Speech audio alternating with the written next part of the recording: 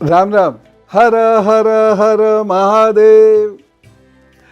आप सबके इस गुरु माता पिता को प्रणाम करता हूँ। माँ भारती के चरणों में शीश नवाते हुए, बच्चों को बहुत सारा लाड प्यार करते हुए मैं आज महाशिवरात्रि जो आ रही है इसकी बात करूँगा।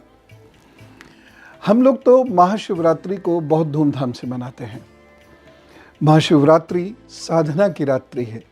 ये केवल सामान्य उत्सव नहीं है होली जैसा, ये साधना की रात्रि है। इस दिन मनुष्य अगर साधना करे तो वह अपनी कुंडली भी जागृत कर सकता है। साधना करे तो साधना मार्ग पर बहुत तेजी से आगे बढ़ सकता है।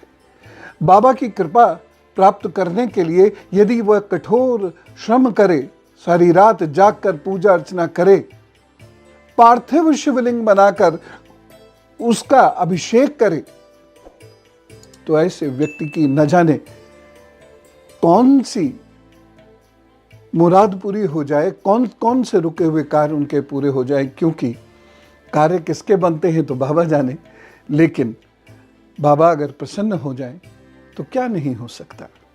शिव यानी कल्याण, तो वो तो है ही कल्याण रूप। तो इसीलिए मैं सभी लोगों से ये आवाहन करता हूँ, निवेदन करता हूँ कि इस रात्रि को खाली ना जाने दें। आश्रम आना चाहें, आश्रम के उत्सव में पार्टिसिपेट करें, लेकिन यहाँ घोर साधना होती है। तो जहाँ एक और भजन कीर्तन होते हैं, आपको पार्थिव शिवलिंग भी बनाना होगा और पार्थिव शिवलिंग बना के ध्यान साधना भी करनी होगी, उसका अभिषेक भी करना होगा। सारी रात सोना नहीं होगा, क्योंकि जो सोता है वो खोता है।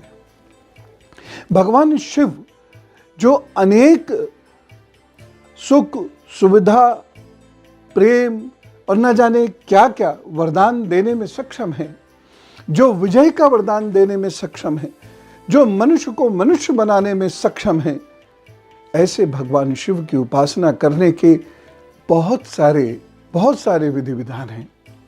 लेकिन कभी कभी क्या होता है कि हम कुछ विधि विधानों को इतना ज़्यादा कहना चाहिए अब एक सांचे में ढालकर खड़ा कर देते हैं और उसकी जो सहजता है, उसकी जो सरलता है, वो समाप्त कर देते हैं।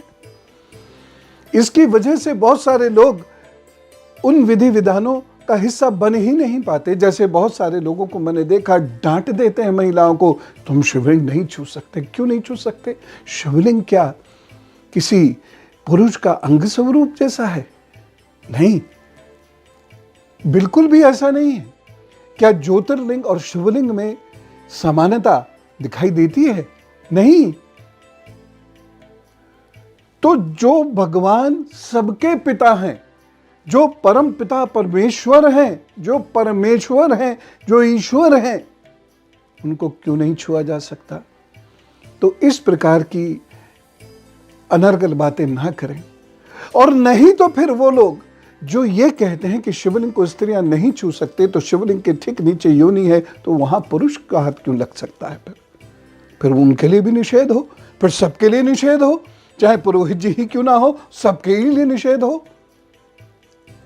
भगवान को मानव से कभी काटना नहीं चाहिए। कोई विधि विधान ऐसा नहीं है। मेरे पास शिव पुराण है, इसमें विद्येश्वर संहिता में स्पष्ट नियम लिखे हुए हैं स्त्रियों को किस प्रकार से शिवलिंग बनाकर, किस प्रकार से, किस मंतव्य से क्या पूजा अर्चना करनी चाहिए। कोई भी व्यक्ति ईश्वरीय वाणी से महान नहीं हो सकता। और तर्क की दृष्टि से भी जरूर देखना चाहिए। आस्था में पागलपन नहीं है, आस्था में विश्वास है, आस्था में मानवता है, आस्था में करुणा है, प्रेम है, और आस्था में सोच विचार भी है। नहीं तो गंगा जी में डूब ना जाता आस्था के चलते। कहीं देखा आपने? गंगा स्नान करते हैं क्योंकि कहीं ना कहीं तर्क, सोच, विचार, इन सब का स्थान वहाँ है। रीजनिंग और आर्ग्यूमेंटेशन का स्थान हमारे धर्म में बहुत बड़ा है, एकदम खुला छोड़ा है। तो ये शिव जी का अंग नहीं है। शिवलिंग का अर्थ है प्रकृति, शिव की प्रकृति। तो किस प्रकार वो सृष्टि कर रहे हैं, किस प्रकार एक पुरुष प्रकृति मिलकर सृष्टि बना रहे हैं, ये उसका प्रतीक है। जननांग नहीं है। इसलिए बेहिचक जो भी लोग आपसे ये कहा करें स्त्रियां नहीं छू सकती, तो उनसे पहली चीज ये करिए तो फिर पुरुष भी नहीं छू सकते। और दूसरी चीज ये पूछिए लिखा कहाँ है, आपने कहां से पूछा, आपने कहां से इसका अध्ययन किया। बाबा की पूजा, मैया की पूजा इस दिन करने से अद्भुत लाभ होता है।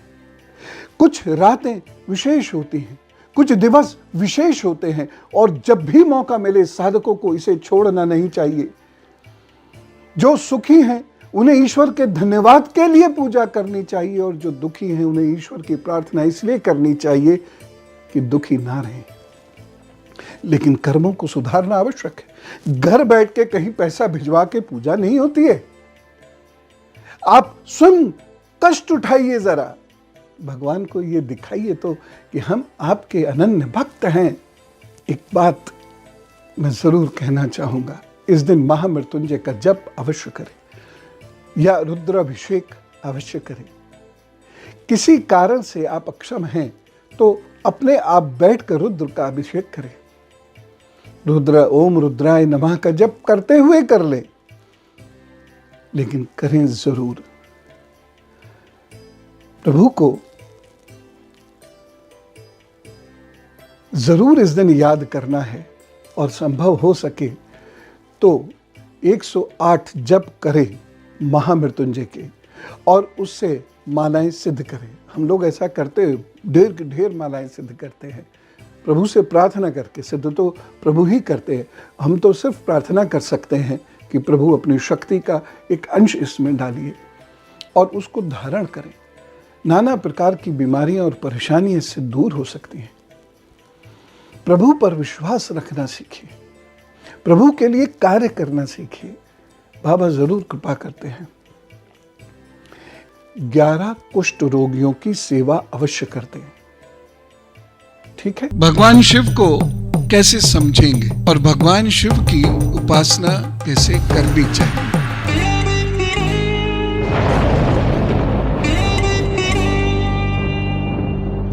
शिव की उपासना के लिए शिव जैसा बनना पड़ेगा।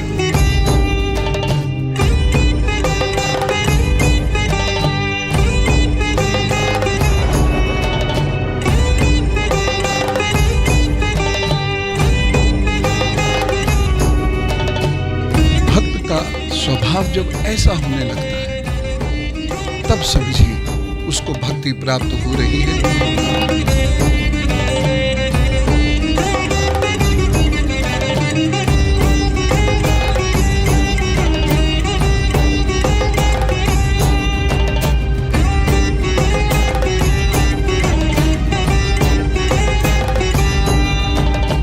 राग द्वेष असत्य भाषण से दूर रहो, छोड़ के चले जाओ उन लोगों। किसी भी नकारात्मक बातों को सुनना बंद कर दो, अपने आप पवित्रता होती रहेगी। और कोई बहुत मजबूरी है किसी बात को सुनना तो समझना शुरू करो, पहले समझो फिर सुनो, पवित्रता बनी रहेगी।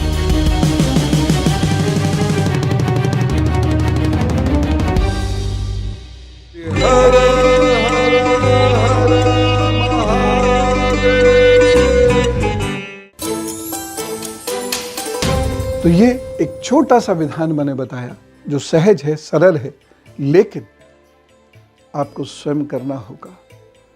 दिन में सो लीजिए, आराम कर लीजिए और पूरी रात का जागरण करने के लिए स्वयं को तैयार कीजिए और एकाग्र चित्त होकर बाबा के चरणों में लौट जाइए।